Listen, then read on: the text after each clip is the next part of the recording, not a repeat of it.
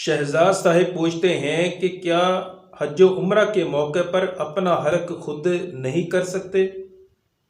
مجھے ایک بھائی نے کہا ہے کہ اپنا حلق خود نہیں کر سکتے۔ جی، یہ کس مفتی صاحب نے آپ سے یہ کہا ہے کہ حلق خود نہیں کر سکتے؟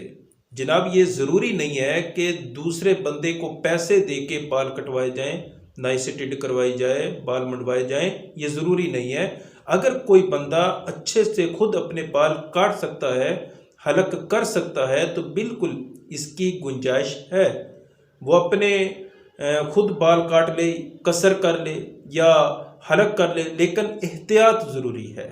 کہیں ایسا نہ ہو کہ آپ کی بے احتیاطی کی وجہ سے سر میں جو ہے وہ زخم ہو جائے، بلڈ نہ نکل آئے۔ تو اس لیے میں نے کہا کہ اگر اچھی طرح کر سکتے ہوں تب آپ اپنا حلق کریں، وگرنہ پھر آپ دوسرے سے کروا لیں۔